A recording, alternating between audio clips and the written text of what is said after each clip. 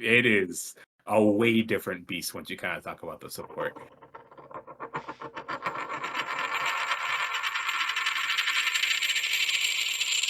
Hey guys, welcome to episode 3 of the All Blue. In this episode, we're going to be talking about the new OP12 spoilers. This is the leaders as well as the SRs. We had some feedback in the other videos that they want it to be a bit more accessible for audio listeners. So, if we're talking about some unfamiliar cards or especially the new cards, we are going to be talking about the text of it so that you can just listen along even if you can't actually watch it. How are you guys feeling today? I'm great. How's your morning been? I know it's pretty early for you, Kai. It's a little bit early for me, but I was able to wake up, so that's a good thing. Yeah, I'm feeling fine as well. Spent a lot of energy today, but still got some left in the tank to finish off the Friday. So Yeah. let's Okay. get into it, I think. Difficult timing for you, but at least you have a mic now, so um, you won't get that comment anymore. It's a win-win. Okay, I'm super excited to talk about some OP12 cards. Okay, there's 6 new leaders. We'll go through all of them, but which one do you guys want to talk about first? Because there's a lot of fun things to build around. So you want to say the best for last, or you want to jump into you guys' favorites first? I think that we're going to end up covering all of them anyways. We might as well go by color order, but we could go with whatever you want. Okay, I yeah, let's agree. just do color I order. also like the color wheel, like just simple is best. Okay, so does that mean start with red first? Yep. Awesome. Okay, let's start with the Rayleigh leader. Okay. So for people listening, Silvers Rayleigh is a red leader in OP12. It's a 5 life 5k leader. That's a former Roger pirate. Um, let's talk about the good part first. Its activate main once per turn says you can reveal 2 event cards from your hand and give one character that's a base power 4k or less plus 2k for the turn. So kind of for free, if you have the 2 events in your hand, you can kind of make a 4k into a 6k kind of for free. But this leader has a major restriction. Per the rules of the game, you cannot have any cards that cost 5 or more in your deck. On its face, what are you guys' thoughts about this leader? Is it promising? Is the restrictions seem too scary for you? What are your guys' thoughts on it? I think So I'm thinking like with previous red experience, playing Zoro and whatnot, especially as the builds have evolved to adapt to a removal heavy meta, there has been a lot of shift towards lower curve red decks. And the only exception to that is really Shanks, who like plays control, runs all the big guys. But I think a lot of Zoro decks already adopted builds with like without any 5 costs or higher, without even the ST21 Luffy. So honestly, not that afraid of the restriction. I just think you're potentially being given a lot of raw power with the good ability, and then the restriction is something you sometimes will miss out on because your opponents don't have to respect certain plays that Red has access to. But otherwise, I quite like this as a very aggressive and low to the ground design. I actually, at least my first impression seeing the leader was that I thought that it was like red Uta level terrible, just because it feels like your most leaders don't have any sort of restriction on it, and if they do have restriction, then the rest leader effect needs to be very powerful. But it doesn't really seem like the effect itself was really that powerful, and also having to reveal 2 events means that you're playing a very aggressive decks with lots of events, which isn't really an archetype that we see very often in this game. So regardless of the support, I thought that it would probably be a bit of a very gimmicky leader, very weird, especially in a meta where lots of leaders are like 6,000 power. 4,000 power does not seem like enough. But the events that they have shown that are supposed to work with Rayleigh do kind of bend some of the issues that I had with the deck. So a little bit more faith than I originally thought. Yeah, I had similar issues. A lot of Red's power obviously is in its 1 and 2 costs, like we knew from OPO1 through OPO3 Zoro. But recently, like when we see decks like Shanks doing popular, a lot of the good cards that we see are kind of like 5 costs and above, like Starter Deck 21, Luffy, a lot of stuff like that. Um, so I was also like pretty hesitant about this, and like compared like 1 to 1 compared to like the Red Zoro leader. This effect only really giving like plus 2k power effectively compared to like OPO1 Zoro, which can give up to like plus 5k power among like 5 different units, is usually just it's going to be a lot better most of the time. But if you're going like playing 1 or 2 characters a turn, really pumping them and being very, very aggressive about it, I can see this doing a lot of good work throughout. Let's talk about the 2 main SRs that they printed in Rayleigh. They kind of help support it. I think the main one that makes sense to talk about first is this Boa. I think this boa is quite good to kind of make this deck a lot more powerful. So it's a 2-cost 3K, 7 warlords. She does not have counter, and her on play says look at the top 5 cards of your deck and reveal up to 1 red event or Luffy card, and then put it into your hand. And then you can also activate main to trash her, and then give one of your leaders or characters up to 2 rested Dawn cards. What are your guys' thoughts on this card? This card seems like a pretty good way to kind of get some card advantage out of your searchers throughout the game, and also allows you to kind of set up multiple attacks through like these like 3K and 4K bodies throughout. But is this card like seem especially powerful? Kind of whatever replaceable level? What are you guys' thoughts about it, Hrvoje? So first of all, she's like the bigger version of the regular. I'm not sure if rare or common or whatever. The searcher. So the search effect itself doesn't stand out, but it is obviously something you want in an aggro deck that's going to be reliant on all units because you don't want to run out of hand size. But the other effect is actually like surprisingly relevant because in a lot of game states you are going to end up in these positions where you have too many small guys because you spam out all this stuff in the early game, but then it kind of gets useless, especially against decks which can have higher base power than 5K, and now it's just too much investment to swing any of these. And turning her into live Dawn to attack with just makes her extra efficient because when you look at old searches like the Dawn, all the use you get out of these 3K bodies is in early to mid game, and to actually close the game you need something bigger, and that's where old Zoro or something would play like Nikos Newgate or obviously the 5 was Marcos way back. But here there is going to be like some need for just going super tall, and this is one of the cards that will enable it. So I think she'll be like, especially with the search clause, adding Luffy as well, crucial to the deck functioning. I think especially so like we mentioned with Dadan, the 2-cost searcher, one of the main benefits of it, especially in the Zoro deck, was that because it was 3,000 power, it was with your leader effect 1 dong away from being 5,000 and being able to hit the opponent's leader. So one of the benefits of these kind of mid-sized searchers was always that it was an attacker as well as a searcher. And this Hancock kind of does a similar thing because the activate main effect can still be used if she's rested. So it is one of the things that maybe they are going for. Again, because Rayleigh can't use characters that are 5-cost or higher, she needs to find ways to actually be able to create high enough power lines to be able to actually break through the opponent's defenses. So this card definitely seems needed for the deck. Again, I'm still a bit skeptical if it's really enough, though. Yep, I would agree. It seems like a nice tool in the first part of the game, but it doesn't really help close, even though it gives a little bit of an extra push. Let's speak of closing, let's talk about the other SR, this Monkey D. Luffy that they kind of helped make this deck a little bit more powerful. It's a 4-cost 4K Straw Hat and a Supernova with 1K counter. And it says if you have 2 or more attached Dawn, this character gets plus 2K. And the second part says on play, you may reveal 2 events from your hand. Play up to 1 red character with a power of 3K or less from your hand, and then attach a Dawn to your leader or a character. This card seems like a really big like threat because at the very least, they can attack for 8K with 2 events in your hand, just Rayleigh buffing it and then itself buffing it one more time. This is a pretty sizable attacker to try to apply a lot of pressure with. Is this powerful enough to offset the fact that it cannot play 5+ characters, being this like 4 costs like pseudo 8K attacker, or does this card feel like it's not enough from your guys' perspective? I mean, it definitely works well with the Hancock. So you could use Hancock, you could attack with Hancock, even put the Dong onto another character that's presumably 4,000 power, hit with that at 6K, hit with this at 6K, and then of course you have the on-play effect from Luffy also giving you some Dong. So it seems like the deck will probably have enough power to have an aggressive plan. But one thing that I still worry about is because all of the characters in this deck are 4,000 power or less, it seems very easy, or difficult, sorry, to defend the board. So although this character is very strong, I've never really been a huge fan of the 4,000 power stat line, which is all that this deck is. Okay, so what aggro decks generally struggle with is defending the board, and when it's a lot of small units, that's something that actually got phased out relatively early in game's history, where you can just run small bodies like OP4, OP5 days, because they just die after 1 attack.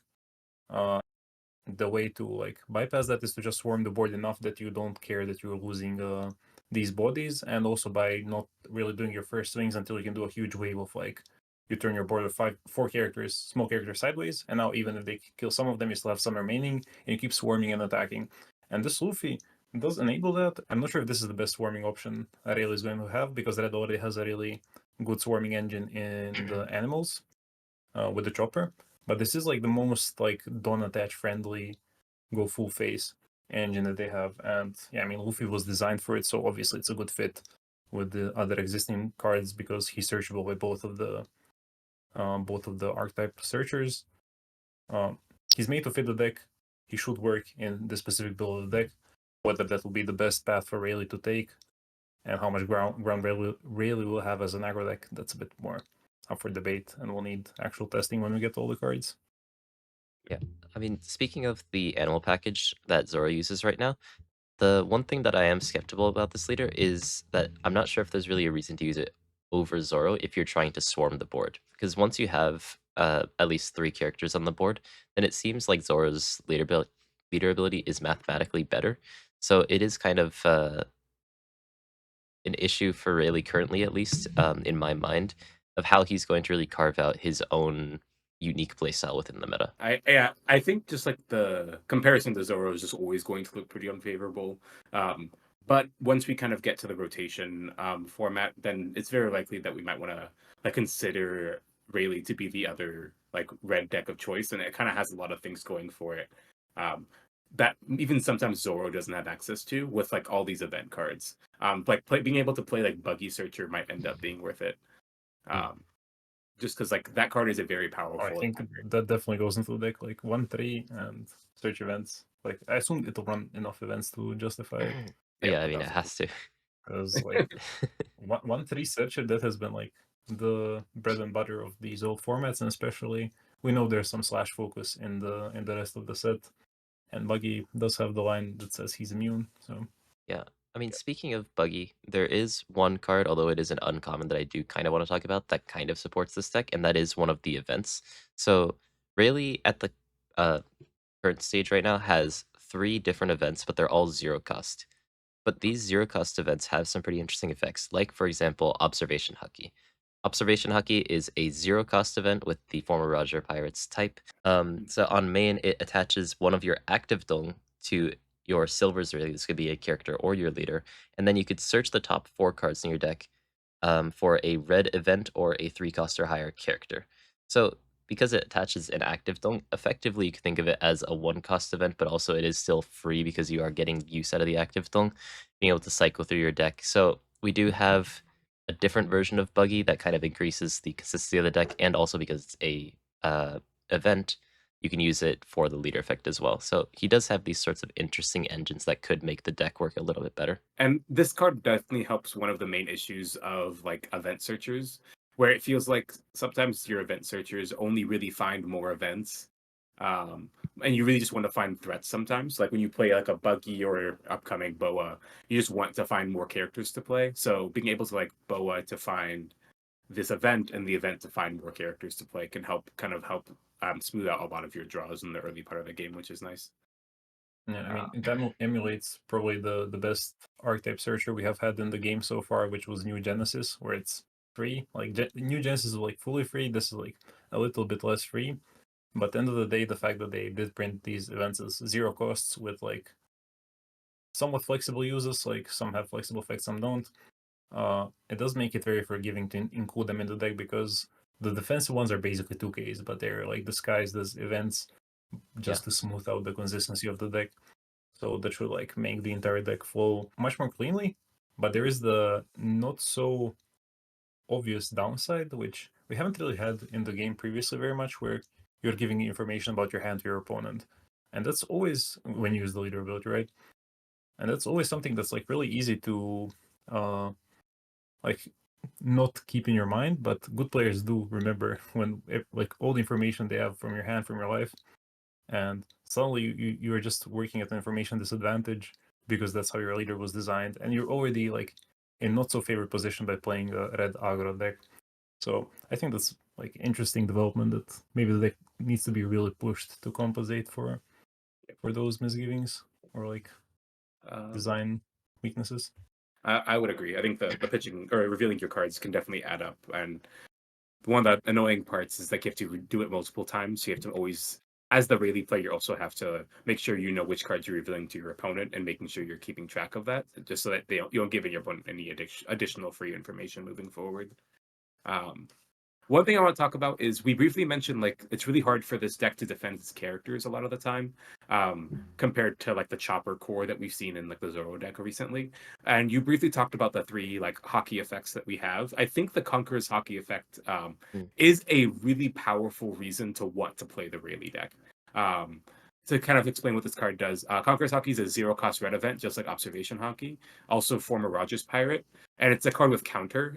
Give up to one of your characters or your Rayleigh plus 2k for the battle. Then, if you rest one Dawn, give all of your opponent's leaders and characters minus 1k power for the turn. Um, this is like a really kind of broken effect where you're almost at best getting 7k counter with a value out of one Dawn or one card, which can, compared to cards like Gum Gum Giant, even this is actually a pretty fair, a pretty decent comparison. This card just does a lot for the most part, at a fairly low cost, and this is the main reasons, in my opinion, why I would consider playing Rayleigh. Have you guys thought about this card? Does this card seem worth it to you to kind of switch this deck, or is this card kind of broken in the vacuum? What are your guys' thoughts? Well, its floor is a 2k, so it's already Yeah. like the lowest opportunity cost for a card you can ever include in the deck. I think the second effect is one that's like knee-jerk reaction is very easy to assume, oh, this is like super broken. But the problem with these types of effects is like it scales with how big your opponent's board is. But the bigger your opponent's board is, the worse your like game state already is, because it basically means you full commit to hitting phase game plan, which probably will be the case with how like defensive options have developed in these past few sets. Mhm. But it does mean that yeah, if you're like getting the maximum value out of this event, you are not in a good position. You're in a position where you really quickly need to close out the game, and then you're basically using one or two of these in a way that Nami like would use the snake dance to, just make yourself a way bigger leader than you usually would be. But yeah, base level, it's a 2k. Like it's a good card. Yeah, and also it's not necessarily locked to Silver's Rayleigh, although Silver's Rayleigh is one of the potential targets. So if you use it in a different leader, you can't get the plus 2k to your leader, but you can use it to your characters. And one place where I thought this might have been a little bit significant is in 8-cost kid decks. For example, if you were to play Red Green Smoker, then you could play 8-cost kid. This is just baseline of free 2k, and also even if the opponent's board is quite high in power, being able to minus 1000 power everything on the opponent's board makes your 8-cost kid that much easier to defend. So in these sorts of decks, it could still be quite good, but baseline Silver's Rayleigh, this is a card that you will auto-include because it is a searchable 2000 counter event that has an extra effect, and regardless of how the deck really wants to play out the turns or what the meta might look like, it is a card that you probably will end up including. Any other Rayleigh cards that you guys want to talk about? Or do you want guys to talk about the next really fun leader that's about to be spoiled? I think we can move on. Okay, awesome. Yeah, Let's I can't think of anything red. yeah, let's talk about green. I have a vice with playing green decks. I never do great with them, but Mm. this Zoro leader might make me want to play green again. It's a 5-life, 5k leader with Slash, Supernova, and Straw Hat. Its effect has Dawn X3, activate main, once per turn. When this leader battles an opponent's character, except this leader is active, and then for the rest of this turn, this leader cannot attack characters with an original cost of 7k or less. What are your guys' thoughts about this effect? It's a really expensive effect, Dawn X3, but being able to restand has been super popular since OP01 Kid. So I'm curious if you guys think this card's really powerful, relatively underwhelming. What are your guys' thoughts on it? Okay, so in a vacuum, without any like knowledge of the support, which we now know exists, it would be like a solid effect because all things considered, green does have a lot of cards to rest upon its characters, so it's not actually that difficult to, you play it as a very control-heavy deck, but more efficiently using the resources than a deck like Green Kid or Kuro would, because you actually attach them onto the leader, you don't just rest them and then even discard the card or tap your characters. It would just be, you use a rest effect, something efficient like the 3-cost of Kiku or 4-cost Yamato would be examples from the olden times. Mhm. and then you attach 3 Dawn, you get that big swing into the character, but then you can still swing into potentially some big character, but more likely the leader to just get use out of the double swing. And yeah, in the vacuum, that would be like a very middling effect, like nothing to really write home about, but as we know, it does get support, so yeah. Yeah, no, I think when I first saw the leader, everyone was really hyped for it. I thought it was okay, but historically, even things like Green Kid, the 3 dong is kind of heavy. And finding time, especially in green, where you're running things uh in a more standard sense, things like 9-cost Shanks, 7-cost Hody, 8-cost Kid, these more high-end characters, it seemed kind of hard to be able to find a timing to put 3 dong onto your leader and swing, despite how powerful the effect is. But the support is designed to just make this effect basically free, which makes this leader it's something else to me. It is a way different beast once you kind of talk about the support. We're gonna have to tease a little bit in terms of all the different tech. Let's talk about the SRs first, and then we can talk a little bit more about the Zoro specific support.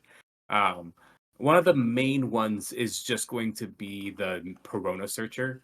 Um, Perona Searcher is a 1-cost 2K. It's Muggy Kingdom and Thriller Box Pirate and a 1K counter. But the on play says if your leader has the slash attribute, look at the top 5 cards of your deck and reveal 1 slash attribute card or 1 a green event card and put it in your hand. So we now have a searcher just for slash cards.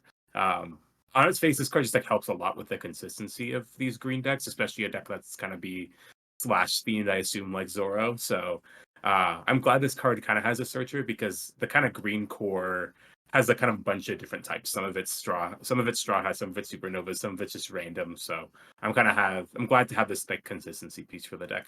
I think you hit on it, but Green's always had this issue where they had lots of very powerful cards, but they weren't really searchable. So it was always just, can you draw your pieces or can you not? And that's kind of what made me go away from Green, although I used to be a big Green player. But with this card, being able to search, it doesn't search 8-cost Kid, doesn't search 7-cost Hody, which is a great adaptation, or maybe luck, I guess. But being able to search things like 9-cost Shanks, it can search. What else I does mean, it a lot of search? cards to talk about today. I It think searches, Nine Shanks is a really important one. Cavendish is a really important right, one. yeah. Uh, Yeah, the Michaels um, are pretty much 9-cost every Zoro, yeah. like offensive supernova that like like low decks would play, be it red green or green yellow. Yeah. The only odd part about that card to me is that it's a super rare. I guess because it's generic, because there is like the classic 1 cost, pay 1 to tap and search version, which is locked to Zoro, the Hiyori. And this one is just super rare. I guess because it's generic, but I can't say I'm a fan of putting searchers into super rare slots in these sets. But yeah, it's just like I'm glad they're doing something with the attributes, like a little bit in this set. It's not a yeah, lot, but it's like they're starting together because it's like they're on every card, but it just doesn't really matter unless you're playing like specifically the OP3 buggy. yeah. We haven't seen much in terms of attribute restrictions aside from like buggy. So I'm glad people are messing around with it, but all of it's been slash and a little bit of strike in OP01. So the more we mess around with it, the better. Um, the other green SR honestly had made me do a double take because this card is just so powerful. So the other green SR is Draco Mihawk. It's an 8-cost 8K with slash. It's a Muggy Kingdom 7 Warlords. It has blockers. You have an 8-cost 8K blocker. And then on play, set up to 4 Dawn as active. Then you may not play a character with an original cost of 7 or more for the rest of the turn. So we now have effectively a 4-cost 8K blocker. But you cannot play like more like really top end cards if you combo with more restand effects. But on its face, this card seems like very powerful. And having these big like blockers in green seems like a really important tool. What are your guys' thoughts on this guy? I think, as we'll start to see as we talk about some of the other support, a lot of the other cards attach dunk to your leader, for example, which forces you to play towards Zoro's leader effect, whereas this card just restands the dunk, so you can use it to not only use your Zoro leader effect very well, but also you could use it as a means of spreading out your board a lot more, which I think the versatility on the card is really, really nice. And it's when compared to something like the Secret Rare Rosinante way back when, it feels like it's just Rosinante with blocker. So I think it's very, very good card. Yeah, I think like the only thing that's like sort of keeping it in check is that he is like base 8 cost, so you cannot really rush him out and get this like Borsalino on steroids. Like that's how you view the card. I think it has like interesting implications for other green decks which exist in the meta or on the fringes of the meta. Like I think the red green smoker is the most immediately obvious one because he can make it a 1-don or a 2-don play even. To get an AK blocker, which is absurd, but also there's always that hope of Lim, because you can just play it as a 4 cost and use leader ability and suddenly have like an 8 cost and a 5 cost on board in a deck that really likes to swarm board. And I don't know, it's like a really nice card with some. I'm not sure how I feel about it in like mono green decks, mainly because they currently they rely a lot on those big bomb plays where you just get to late game and play the big 8 cost, the big 9 cost, the big 10 cost that really swings the tempo in your favor. But Zoro is looking to be like a lot more aggressively designed version of Control. They just go after their board immediately.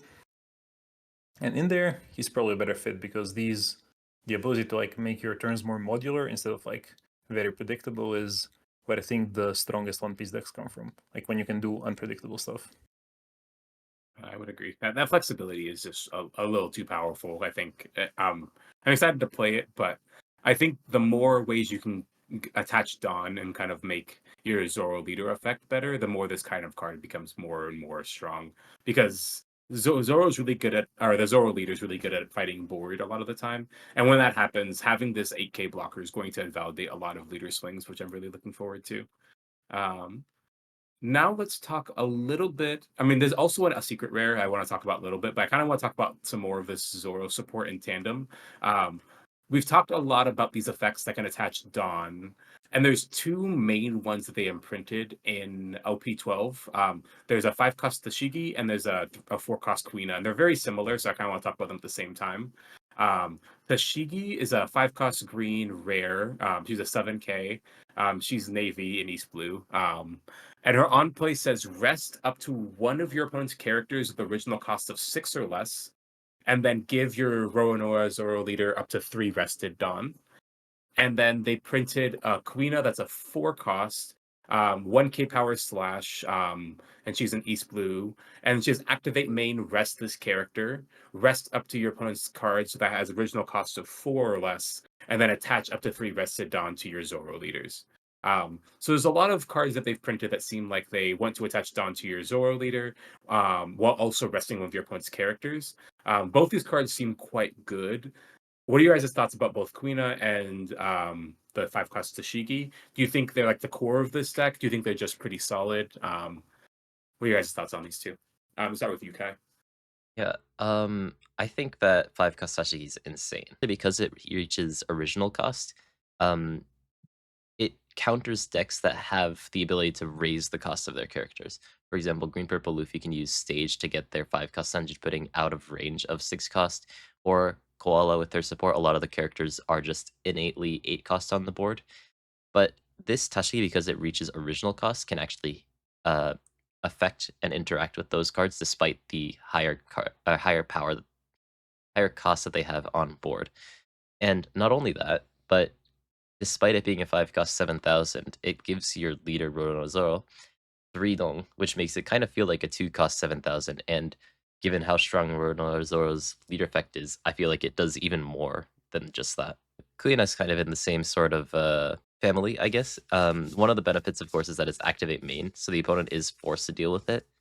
And also because it's 4-cost, you can play it immediately after Behawk on the same turn. So, like, these sorts of things just start to compound over and over because the opponent's forced to hit into it, whereas you're just easily taking effectively free hits into their board and also their leader as well.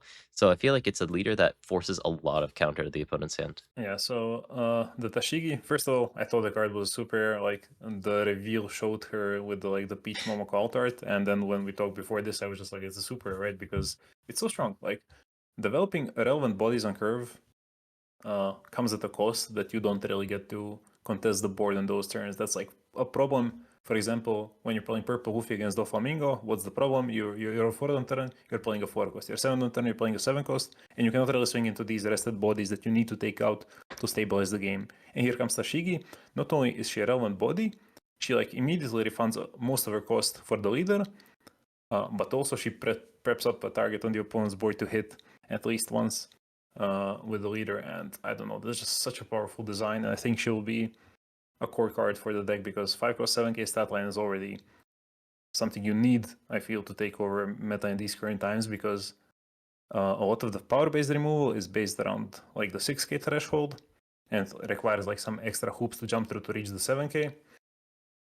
But also we're in this weird loop where black has been so good for so much of the game's history that cost-based removal is something Bande has started printing like specific like counters to, like with the cost increases. And then these cards, which, and the only way you can deal with such cards is like either power-based reduction or combat.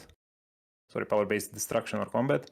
And then this rest through any cost increase effect is another avenue to like answer those cards with combat. So it's just like a very powerful package for this specific circumstances in the meta, which are a result of like everything we've had before, pretty much. And then Kuina, as Kai said, is like if it goes unanswered, like the value is insane, and that's all of its appeal. You will put some effort into protecting it, and if it works, it's like Mancheri. It just walks away with the game. I think both those cards, definitely Tashigi's a lot better, but they both have a lot of really powerful ways to make this deck really, really busted and really kind of make sure that you're fighting the board the entire time while also developing at the same time, which I think is like very, very needed in a green deck, where a lot of times these green decks that they've had in the game aren't particularly interactive with what their opponent's doing. So having a different avenue where you kind of have this aggressive controlling aspect that Hrvoje was talking about, where you're curving out, putting stuff in, but you're also fighting for board very aggressively. It's just a really fun interaction. And then now that we've kind of talked about the really fun parts about this deck's core, I guess it's probably a reasonable time to talk about one of our secret rares in green, which is the 5-cost Bonnie. She's a 5-cost 6k character. She's a 1k counter. She's a supernova. She's special, so she's not slash. She's a 5-cost 6k blocker that says on play, if you have 8 or more rested cards, draw 2 cards and trash 1 from your hand, and then set one of your Adonis active. So we've finally completed this like pseudo cycle of cards, where every color in the game now has at least one of these queen style blockers that if you satisfy a condition, draw 2 cards and discard a card. With this 5-cost Bonnie, do you guys think this card's worth it to play in a deck like Zoro? Is this card going to do enough in this deck? I know 5 costs are very contested in green decks, but I'm glad that we kind of have this card to exist, but I'm not sure if it's worth it. Kai, what are your thoughts on this Bonnie Searcher? Blocker, rather. I don't know. It definitely shouldn't have been a secret rare, at the very least, in my opinion. It seems like, especially even compared to someone like the 5-cost Nami in OP11, it feels a little bit lackluster in that sense because there is a condition. You can't really use this on curve in most cases, and the effect that you get for it's really not that great unless you're playing Bonnie. Again, like attached dong does not count as rested dong, so for the Zoro leader especially, if that dong is on your leader, it doesn't count towards the effect. That might be even harder to use in Zoro, so it feels like specifically support for other leaders, but even in a leader like Bonnie, I'm not sure how much you really want this card. I'm very unimpressed with the card. Maybe when we get like the Bonnie starter reveals in a few weeks, we can see more justification for it. But the way I see it, like the yellow version of the Queen Blocker, the Sanji, is already like quite limited in his applications. We recently got an EBO2, like Japan has said for a while. It's basically only played in NL, I believe. And this is just that, but it does have sort of a more natural fit, I think, in more aggressive green strategies, which are like naturally curving out the bodies early just to pressure the opponent. So I can see some use for this, especially in decks that can search it, such as red-green and green-yellow wall, because they naturally spend a lot of their dawn early. So they will have the enough rested cards, and they will have like aggressive units which attack. So they'll have the rested cards to like do this like on 5 or 6 already. And I think another deck that can use this is, once again, Lim. I think Lim got great support this set, because on her 3rd turn, going 2nd, she's on 7 dawn, and you know you can swing your 2 existing characters leader, play the Bonnie, and that fulfills the effect, and then you can use leader ability. It's like really clean. Really clean 4+3 don't play. And for red, green, and green, yellow, I think it's very obvious how you tap the Dawn. You just play off the board and swing your characters. So that's where I think this card will have the most application. In Bonnie, you need like very specific setup. I think 8 cost Rosinante into this to really make it worthwhile. Because similar case with Mihawk, do you really want to play this medium-sized body, or do you want to go for your bombs when you have enough Dawn to satisfy the condition? That makes sense. Yeah, green yellow definitely seems like one of the more natural homes for it. I think Yeah, that's the probably deck one of needs filtering so bad. it does. I wasn't thinking about the laws at all. Definitely better from that scope. Also, Lim, very nice fit for the deck. So let's go back to we've talked about a lot of the really good characters that have existed in or that exist for the Zoro deck. Do you guys want to talk about these really fun events that they printed?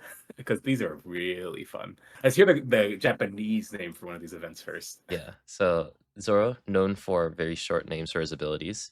We have what I think is, in my opinion at least, the strongest card so far that we've seen in OP12, which is Kiki, Kyutoryu, Ashura, Bakken, Moja no Tawamure, which is a one-cost green event that's Straw Hat Crew, and also because it's an event searchable off of Perona, and also searchable off of the EB02 Nami Searcher.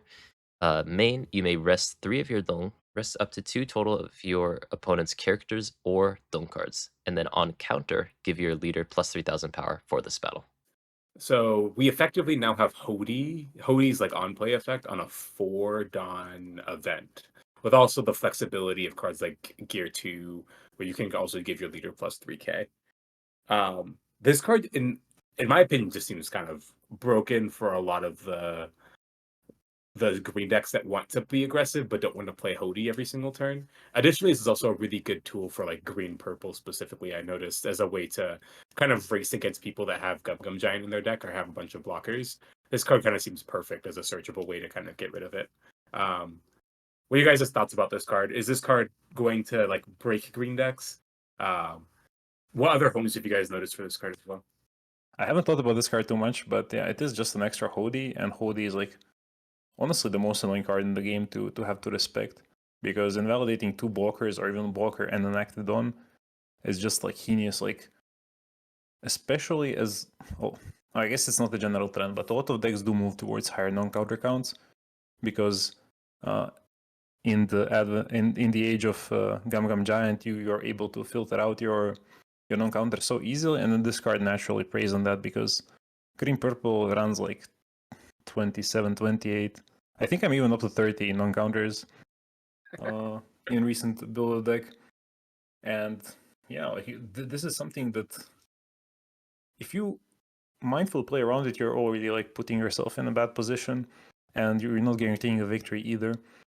So yeah, I just think it's one of those most blowout cards in the most innocent looking package, where the actual opportunity cost of the card is very low because it has the guard point effect attached, because why not? Yeah, just why not? Yeah, I mean, Hody has the downside that, first of all, you kind of commit to the all-in when you use it because you take your life, and it's also non-counter stack in your hand. Like, there is a trade-off, and this I don't know what the trade-off is. It's like so stupid strong generically. I was thinking about which leader could maybe use this card the best, and I do believe that it is green purple Luffy. So one of the things that makes blue purple Luffy so tanky is that it's a 6,000 power leader that has access to Giant as well as Gear Second, which is a plus 3,000 counter to your leader. And green purple Luffy now having access to a very powerful card like this does effectively the same thing once you use your leader effect. Not only that, but this card directly counters blue purple Luffy as well. So I think that this card in any deck that can reasonably use it is going to be very, very scary. I would agree. I'm scared to play against this card. I mean, I'm scared to play around Hody half the time. So it's just it's a way more scary Hody that can be used in the middle of the game, with like very minimal downside. So we're here to play around this card, but I'm all for green getting better, just because I don't think green has been the best deck in a very long time. The only ones I can think about are like now, where we're playing green purple, which is a glorified purple deck with some Nami searchers, and then like OP01 Kid. So I'm glad that green's getting a little bit more time to shine, hopefully. So, there are 2 more busted events if you guys want to talk about them. Not nearly as good as the first one. There's a 2 sword style EI Rashomon as a green event. It's another 1 cost event as Straw Hat.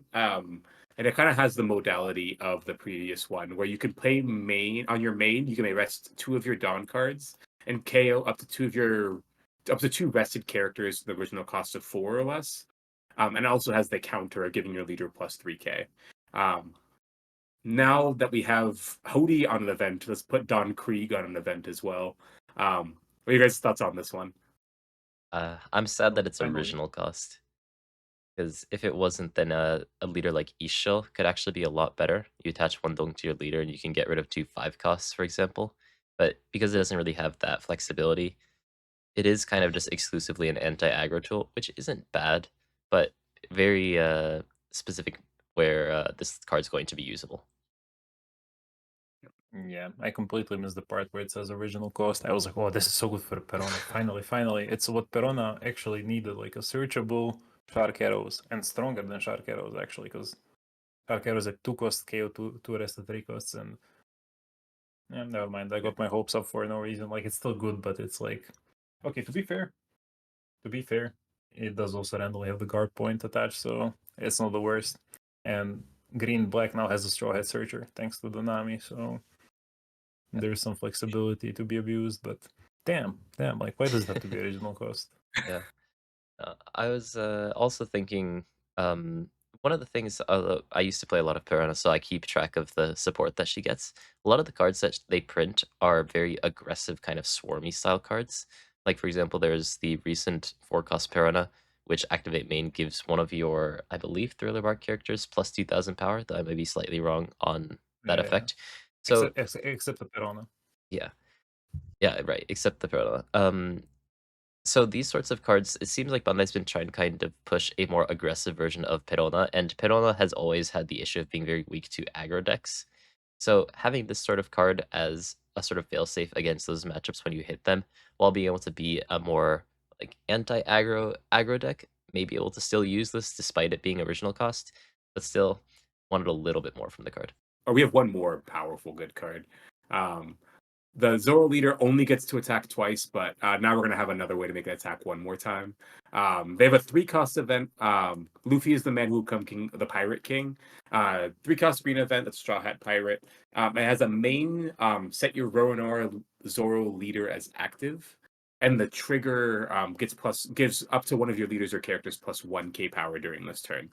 So just like the film I'm Invincible to restand Uta's, the Zoro deck also has a way to restand the leader. This card seems a lot better in Zoro than it does in film Uta, but what are you guys' thoughts about this card? Is this going to be like an auto 4 of?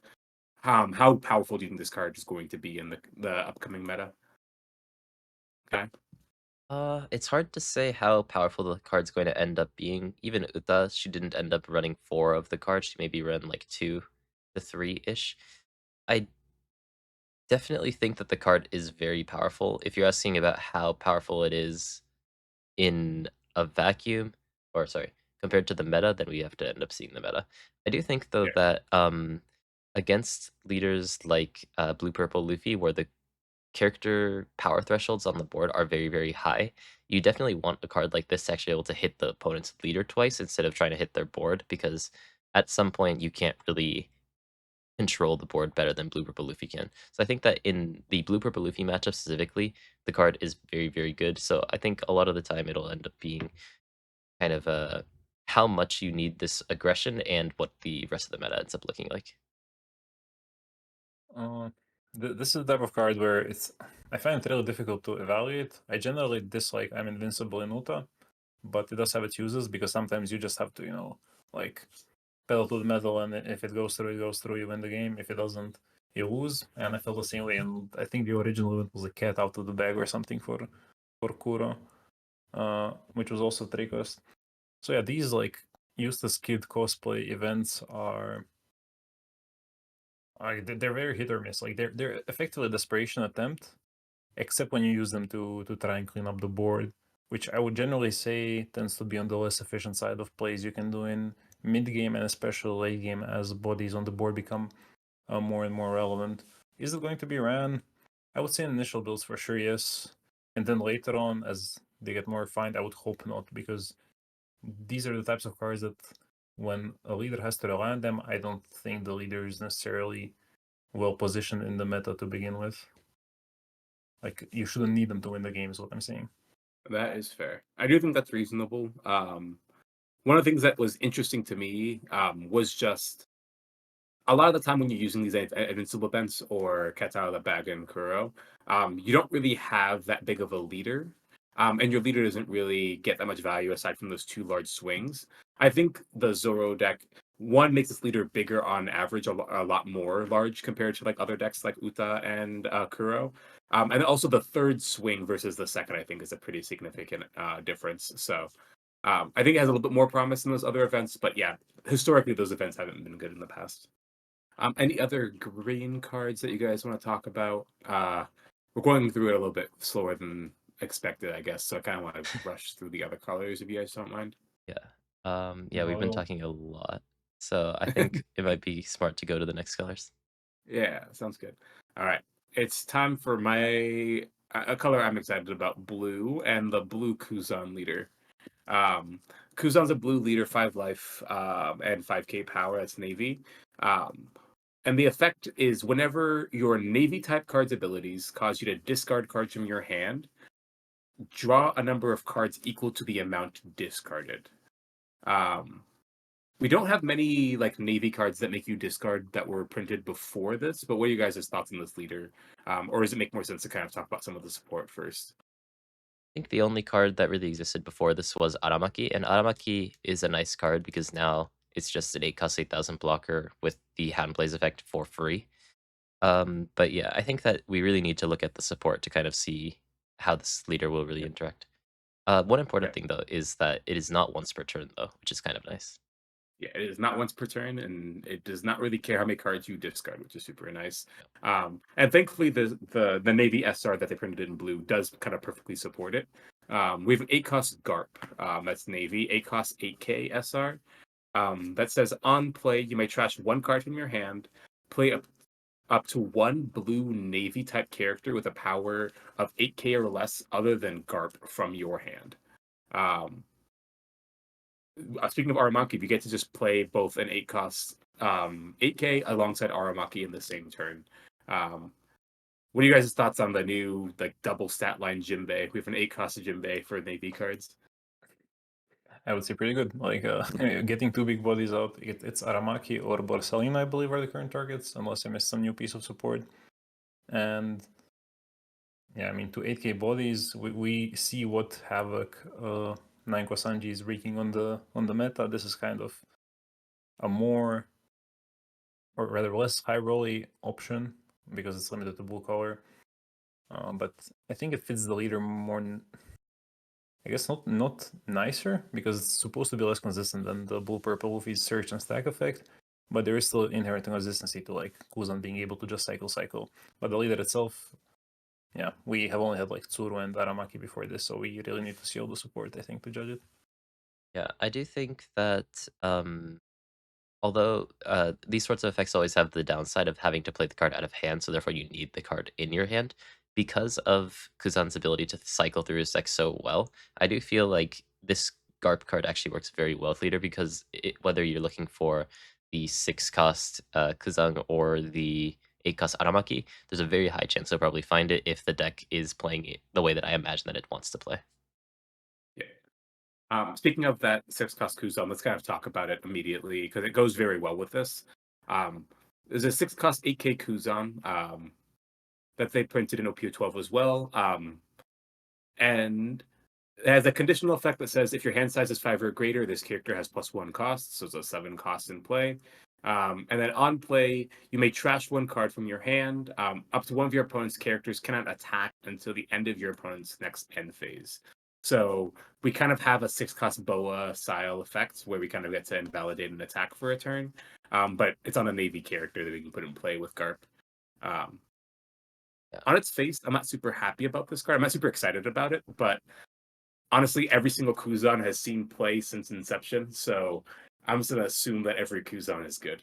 Not every Kuzan. Which Trick was one? bull. Trick was bull.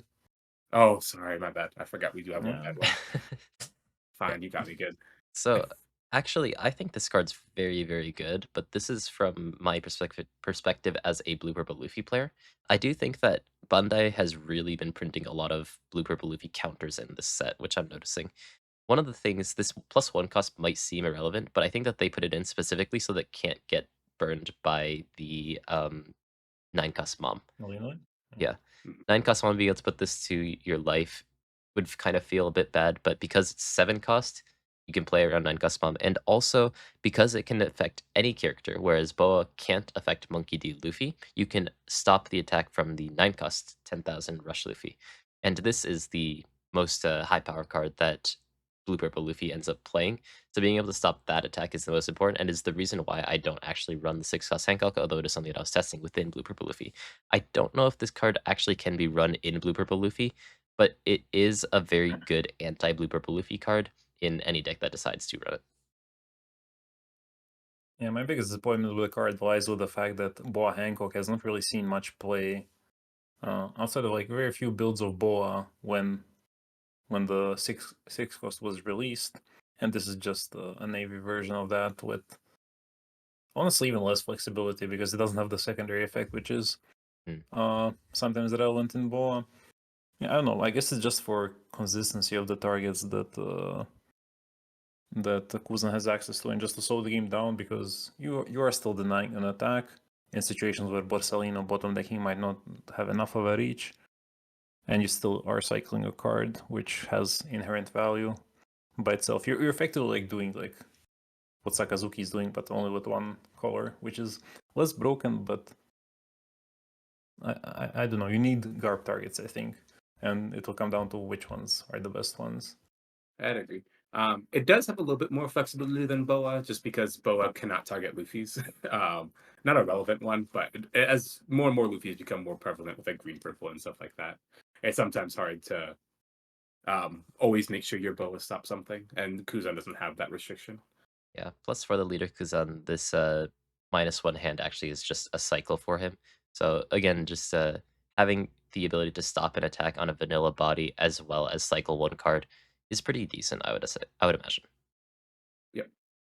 Um, Aside from that, the only other Navy card I think is quite interesting is the 1 cost blue event that they printed, Ice Block Pheasant Beak. It's a blue event that's a 1 cost that's Navy, and then it has counter. Give up to one of your leaders or characters plus 4K during this battle, then discard 1 card from your hand, and then the trigger says you may discard 1 card from your hand, draw 1 card. And it kind of it's difficult to rewire your brain to think about it within the context of Kuzan, but effectively this card is like a baby version of Gum Gum Giant in the Navy deck specifically, in the Kuzan deck specifically, because it effectively lets you discard a card and draw a card whenever you play this counter.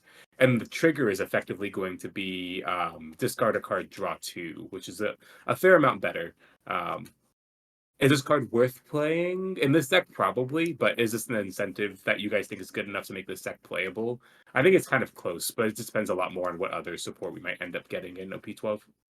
Yeah, I think that the characters that you get are going to be the most important. Right now, I don't see Kuzan having enough power on the board to actually hold his own. But if he does get that support, perhaps he gets one more character that's 8,000 power or less, then I think that this sort of card will be really helpful for making sure that they stay on the board, making sure that he stays in the game long enough to make that board relevant. So I do think it comes down to the rest of the support, but I think that this is a very good supporting card.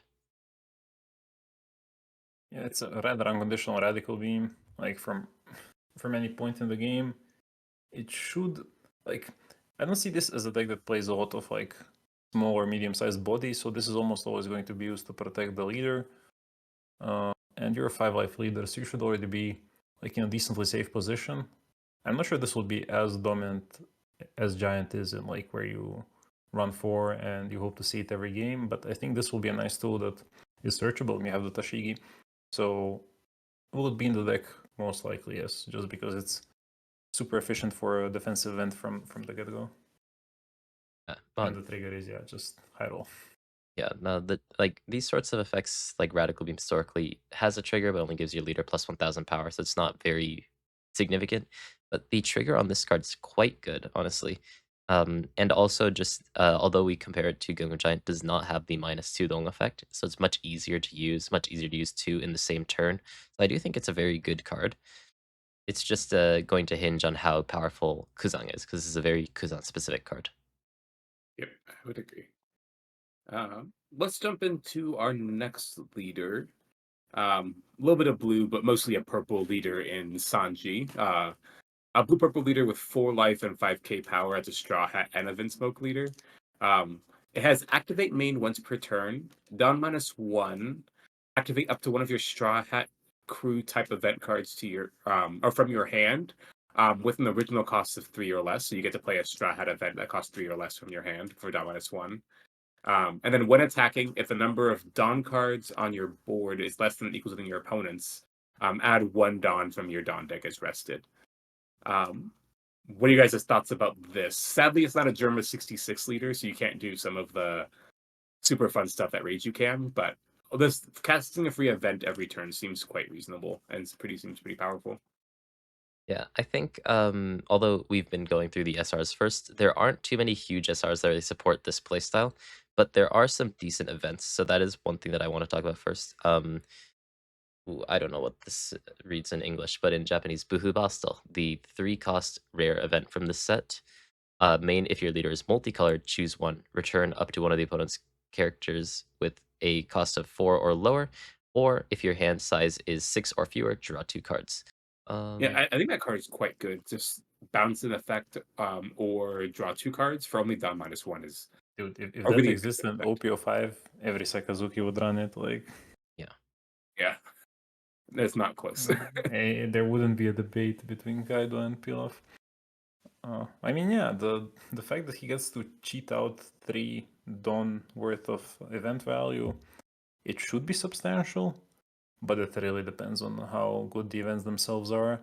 Because the opportunity cost is that you have to run a decent number of events in your deck, and the trade-off is non-counters. You hope they have good triggers. If they don't have triggers at all, then, and I think a lot of the support cards he got do not have triggers. So you're in a position where your life can be a bunch of bricks with no real upside.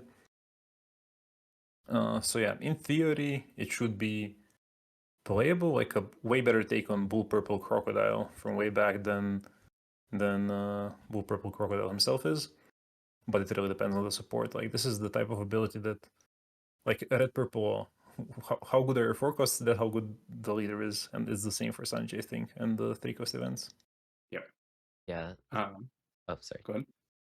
Kind of the thing that everybody is talking about in that these cards, Rayleigh's events, a lot of them do have plus 2000 counter innately, so they're not actually bricks. But Sanji's cards are bricks, so the actual main effect of the cards needs to be very powerful. And this card being the rare and just basically being peel off that you can get for -1 though, while very good, you also have to consider that because Sanji's blue purple, he's going to be directly compared to someone like blue purple Luffy. And for that, his events need to be really, really good. And at least with the current card pool that we've seen, we haven't seen too many excellent events yet, I feel. Yep, I would agree. The events have seemed pretty lackluster, but we haven't seen everything, and at least some of these payoffs seem quite reasonable. Um, the main secret or SR that exists for this deck is actually a Reiju. That's a pretty solid payoff. It's a 4-cost 5k. That's an SR. It's Finso family and Germa 66. That's 1k counter. It's a blocker, and it says if your trash contains 4 or more events, this character gains plus 2000 and plus 5 costs. So on play, it's just going to be a 7k blocker that has 9 costs, which is like almost unremovable for the most part.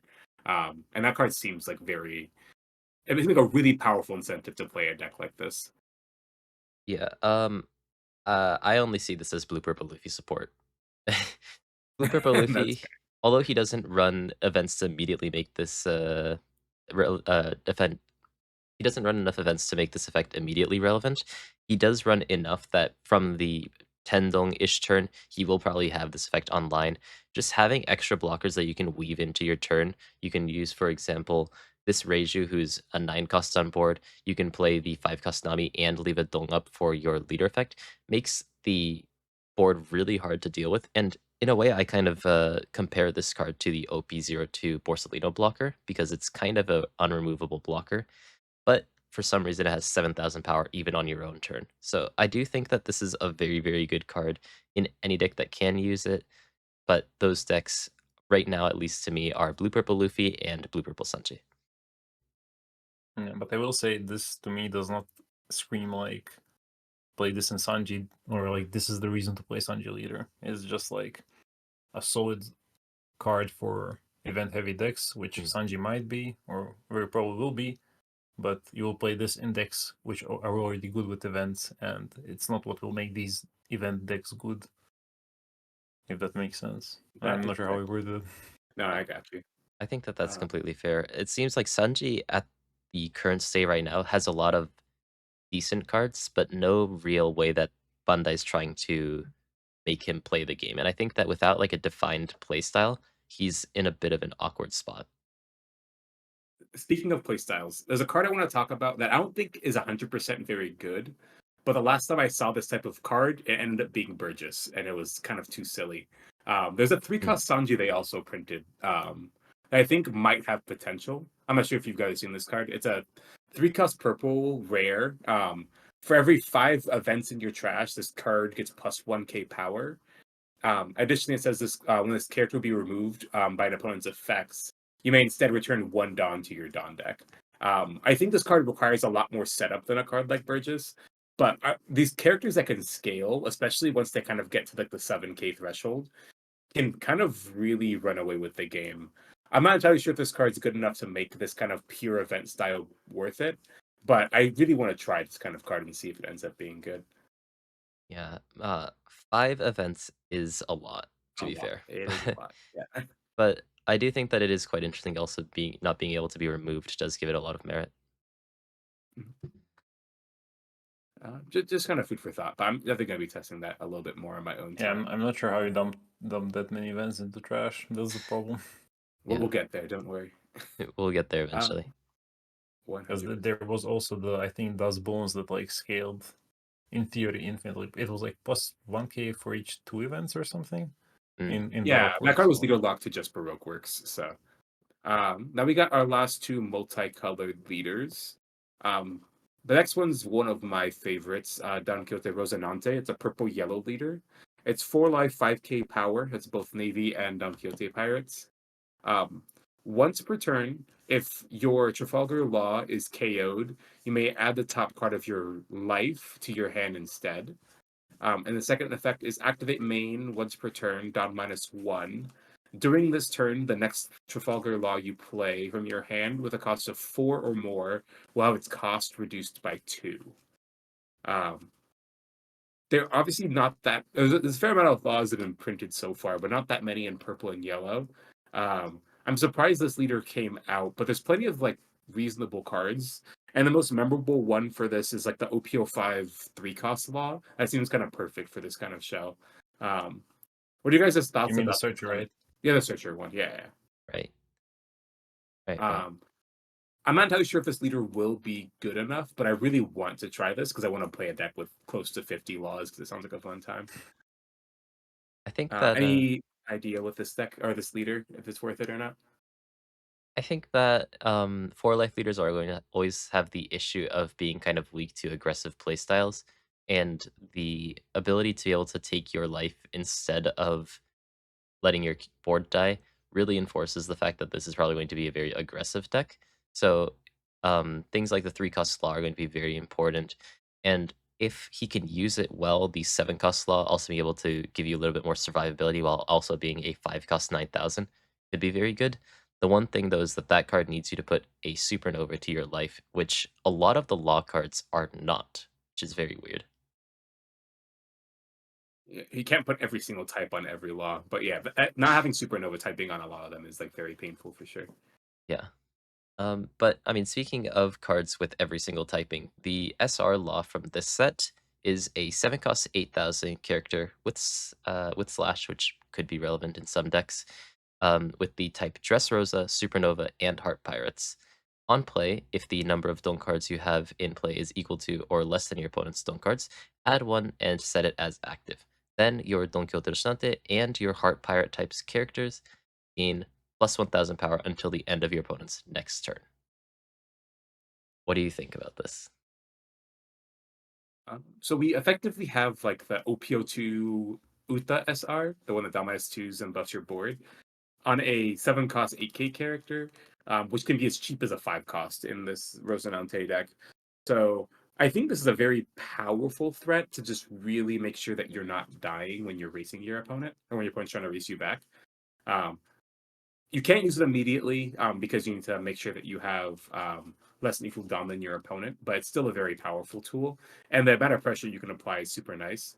Um, I don't think this is enough to make sure this deck can kind of survive against a lot of decks that just be curving out or decks like Zoro or stuff like that.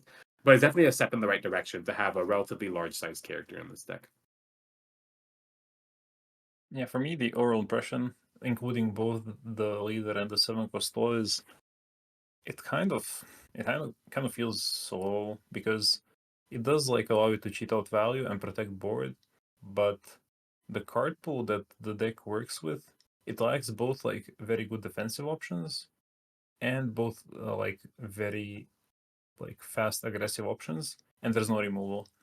So it kind of feels like I'm not sure. I think it has the potential to be good just because you're cheating some value out, and cheating value is good.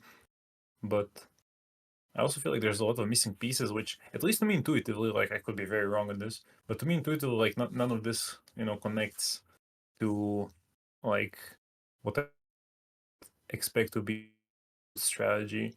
Like my biggest concern is definitely the fact that the value you're cheating currently is not enough because you have the first minus don and then you get a 2 don discount, but that effectively means you got a 1 don discount for the turn, and I'm not sure if that's enough because you have to set up some way to like get the -1 don back immediately or get the 5 cost kid or something, and that also further dilutes your deck. So yeah, I would expect the yellow half of the deck to pull more weight if the deck actually ends up being good, because I'm not sure where it's supposed to come from in the purple half. That is valid. As it currently stands, I think that the leader looks like a lot of fun. Also, we do have the new 1 cost Rosinante, which is, I think, simply just a searcher that searches for exclusively a character named Law. So there is some sort of consistency pieces in this deck. It is going to come down to how powerful the Law cards are, because that kind of seems to be the core of the Rosinante deck. We're gonna hope, but I think that I really want to make this deck work, but I also think the deck's gonna probably have a few too many issues with aggro. I mean, I hope you do. I love the character, both the Rosinante and the Law. And just like without playing these cards in like, it's like green yellow Law. Like you can imagine how the game goes, but until you sit down and play games, who knows actually. I would agree. Okay, let's talk. I mean, there's not much support aside from that. A lot of it's just going to be very similar stuff. But thankfully, let's talk lastly about the leader that I think Hrvoje probably has the most optimism about, which is the Koala that they printed. Um, so Koala, black yellow leader, 4 life 5K leader. That's Rev Army and Dressrosa. And she has 2 very broken leader effects. The first one says when this leader attacks your opponent's leader, if you have 2 or more 8 cost or greater characters in play, draw a card. And the second one says when your opponent, or second effect says when your opponent plays a character with an original cost of 8 or greater, or when your opponent plays a character through another character's effects, you may activate this ability, and that ability makes your opponent add the top card of their life to their hand. What in the world is this leader? um, this is probably one of the silliest effects I've ever seen of making your opponent not be able to cheat in characters and not really want to play 8 cost or greater without having to lose a whole life. This is a very scary leader to play against, and it's a very like on its face anti blue purple leader. But I want to hear what you guys' thoughts about this leader just in a vacuum. I don't know. I enjoy blue purple. I don't know why Bandai hates it so much. Yeah, and they sent Koala as the cure to a lot of diseases in this game, I think would be my take. And I'm not sure if that cure is justified because, oh my, like, Ugh. okay, first effect is something I'm really a fan of because it kind of forces you to, like, there's a trade-off to you hitting the board. You're not getting the card draw even if you fulfill the condition, so you have to go leader. But then if you go leader, there's a chance they just, uh, can take life. And technically, the sooner they hit 0 and wall up with blockers, the safer they should be, just because they're not losing cards every time they play big stuff.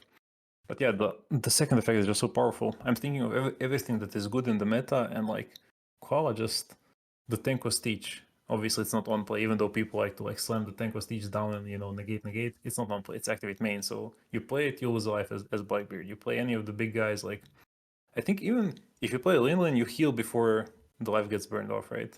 So you will never use the heal effect basically. Mhm. And obviously all the cheat out units effects. You try to play the game unfairly, you get punished instantly, and to me that's like it already creates this like knowledge barrier where if you're a less experienced player going up against this, it will feel insurmountable just because it punishes you for trying to play the game in what should be a normal way. And the counter to this will be decks like green purple, I think, and red green smoker, and potentially even the Zoro, where you just get a lot of the Dawn restand value to play out multiple characters without actually using effects to do so. Because I can't really think of other ways to counteract strategies like this. You have to have your own big bombs, but not too big, because then you also get punished. Oh, it's very weird. And also, although the first part of the effect, of course, you need to have 2 characters that cost 8 or more, seems a bit difficult to deal with, or seems a bit of a difficult condition to fulfill. But basically, every single one of Koala's characters, despite being 4 cost, 5 cost, have effects like the 7 cost Jack that just give them extra cost on her turn, or on the opponent's turn as well. Yeah, there's plenty of ways to kind of help set her up before having to play 2 kind of natural 8 costs. Speaking of which, let's talk about one of the SRs that kind of helps facilitate it, and the 6 cost Robin. Um, this is a 6 cost 7K Straw Hat. And it says if your leader is Koala or Luffy, this character gains blocker and +3 cost. So we got a 9 cost block, or a 9 cost blocker is kind of in play on the 6th on turn. Yep. And the on play says you may trash a card from your hand. If your opponent's hand is 5 or greater, your opponent must trash 2 cards from their hand. I did not expect this kind of card to be printed. A 6 cost 7K blocker that affect or doesn't get cards out of their hand randomly, like a card like Isho, but still just gets 2 cards out of your opponent's hand is Yeah. a very powerful tool. Yeah, plus it has blocker. Like, I don't know. It's like obviously the -1 hand that you have to use when you use the on play effect can hurt, especially for a 4 life leader. But because she can easily draw the cards with her leader effect, it doesn't hurt her as much. And just in general, it's a very powerful card, I feel. I mean, Isho has always been a good card. Like, if you could play it in your black deck, you would. This comes down a full turn earlier, and there's some other implications with other cards that just make this Robin so abusable. She can even come out ahead of curve in like black purple Luffy, which likes to ramp to that 6 down, and she's live in black purple Luffy. I think she's honestly, I cannot think of a deck in which she's playable that she's not good, because she's like by default included in ST14. I think even like Yo Luffy would dedicate some spots to her just because of how efficient her stat line is and how well she meshes with aggressive strategies such as Black Yo Luffy and presumably Koala, because they will have a full hand when they try to play the game because they'll be taking their life. So overall, a really strong card. Yeah, I don't know. The leader felt like the leader itself with its effect felt really good, and now when we see the support, it's just like, phew. That's why I'm so optimistic about it. Speaking of more support, or Robin only gets 1 character in play, but the return of Moria has finally come back, and we have ways to get 2 characters in play and an 8 cost dragon that they also Yeah, spoiled. also it can play Robin. Let's So not talk about that one. yeah. uh, Let's read but the yeah, effect. yeah, let's do the card real quick.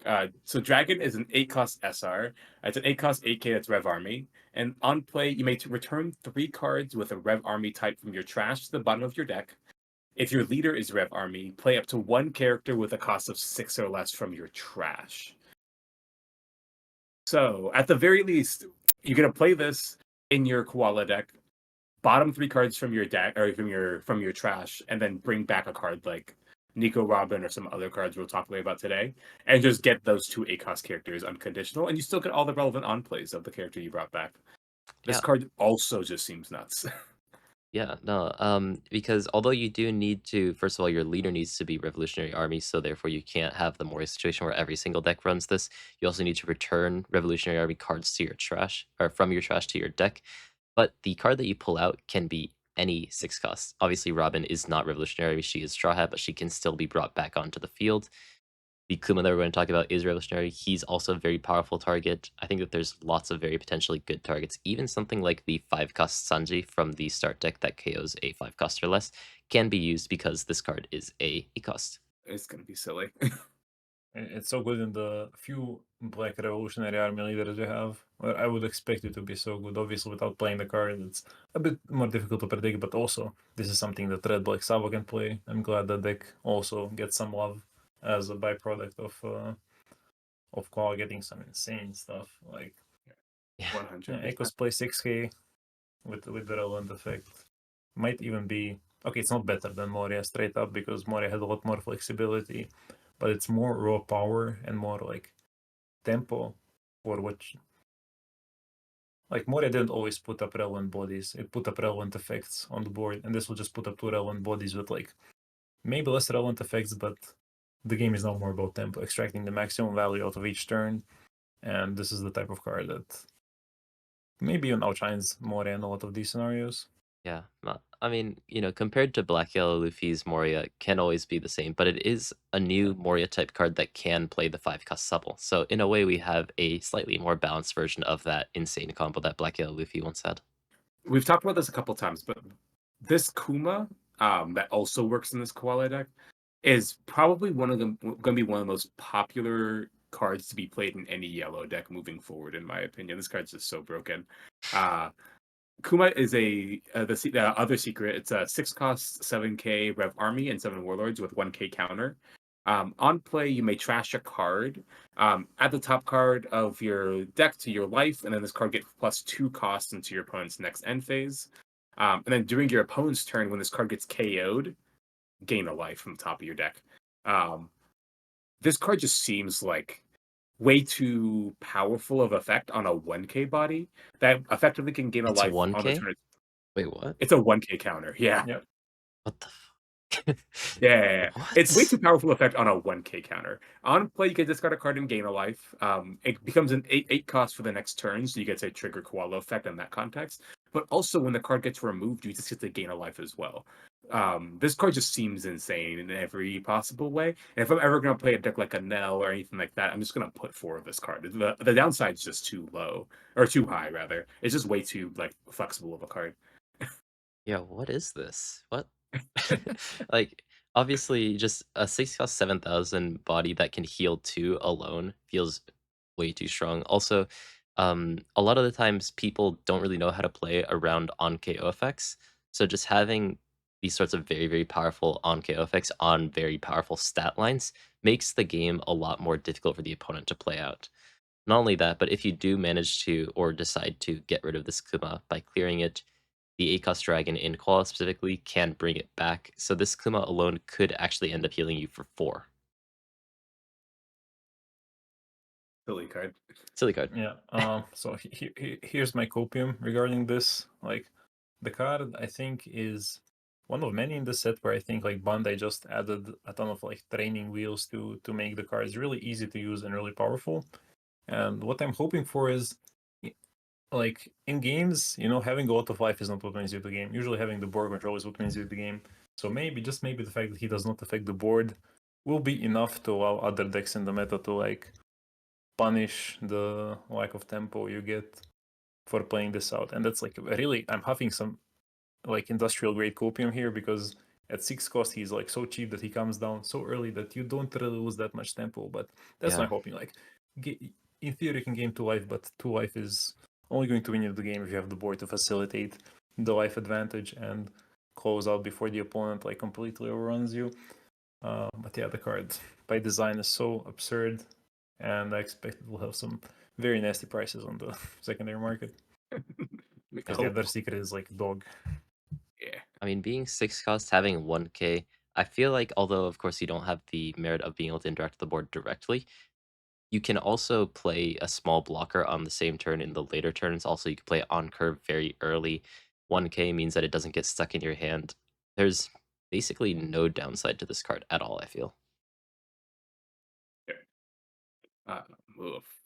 I'm excited to play that card out. That might be my resurgence to yellow. I'm excited for it. Yeah. 1k changes a lot actually for me. Were you not that hyped about it until you saw the 1k No, counter? I mean, like, even without the 1k, I still think it was like an insane card. But like with 1k, there's just nothing that stops you from putting this into basically every single yellow deck that can use it. Like Vegapunk uses it very well. Nami, blue yellow Nami uses it very well. I think that there's just a lot of leaders that can benefit from this sort of card.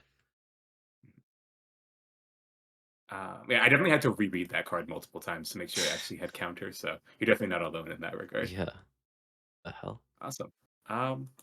So that's like a lot of the main cards that were spoiled in OPO12. Any other last minute cards you want to give a shout out to, guys? There is one more SR that doesn't actually really affect the leaders that we've seen in this set, and that is the 2-cost Shirahoshi. Yep. Yeah, Shirahoshi is a 2-cost 0 power Fishman Merfolk with 1000 counter, and if one of your characters with an original cost of 6 or less leaves the field by the opponent's effect, you can turn the top card of your life face up instead.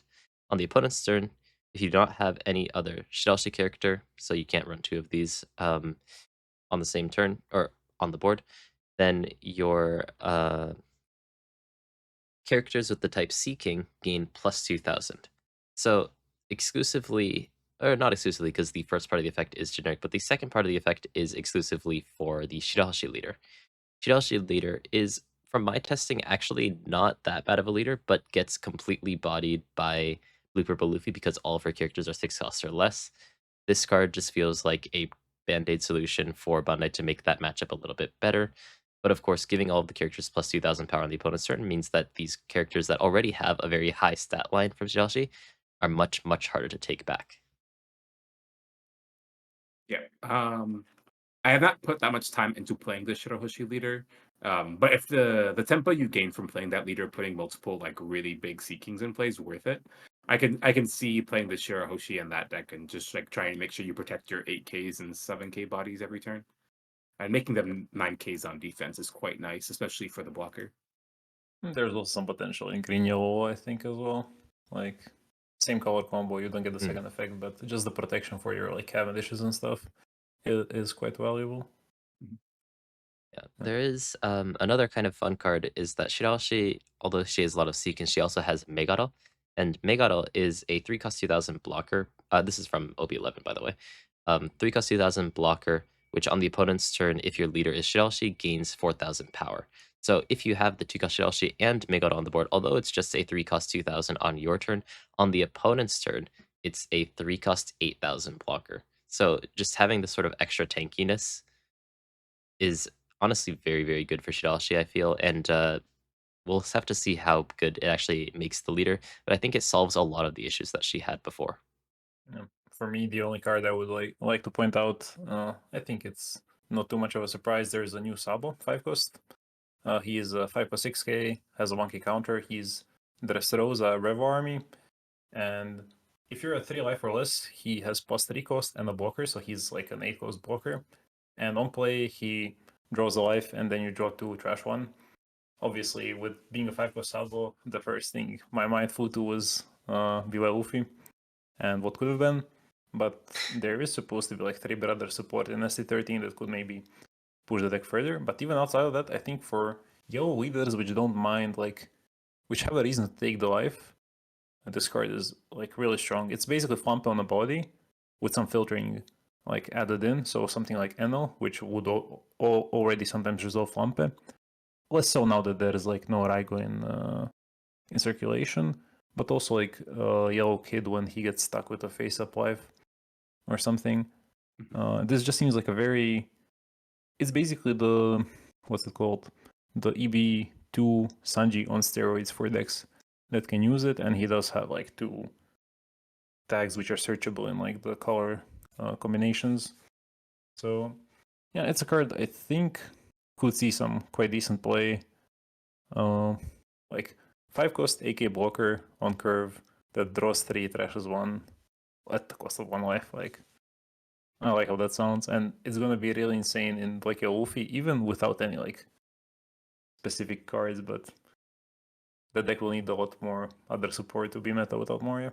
Yeah, it'll be a bit exciting to see how they decide to put some more power back into Black Yellow Luffy now that it's lost Moria.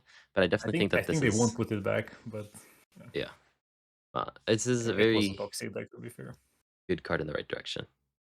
Yeah. Do you have any sort of closing thoughts or cards that you want to mention, Jonas? I don't at the moment. We kind of talked about a lot of it because I was the one kind of Yeah. leading the conversation. But I'm really hoping the Kuzan deck eventually gets there, just because I really love Kuzan as a character. But I don't really think the support's quite there yet. But Copium will always prevail. Yeah, we're going to have a very brief period where we have OP12 without the start decks, which you guys will never have. So it'll be interesting to see how those two metas are going to differ. Are there a lot of like regionals or like big size events happening in that small period of time, or is it mostly just like flagships? I think there's a couple actually, which is going to be Okay. quite interesting. How long is the period like between the Like 3 OP12 and weeks, right? starter release? Yeah, like 3 weeks-ish. Okay, that is substantial. It's a decent amount of the meta, yeah. But speaking of the start decks, you guys are going to get that in about 2 weeks-ish, and we're going to get that in about a month and a half. So it'll be the first time ever that the West is getting new cards before the East. So very interesting to see what's in store for us there. We've seen a couple of the cards now. We haven't seen the full set, so perhaps next time we'll talk about those cards. I'm very excited for those start decks. Same here. We saw Blackbeard and Purple Black, but we'll get to those when we get the entire set. Already tested some of those. Like, whoa. I really like what I'm seeing. It'll be a lot of fun.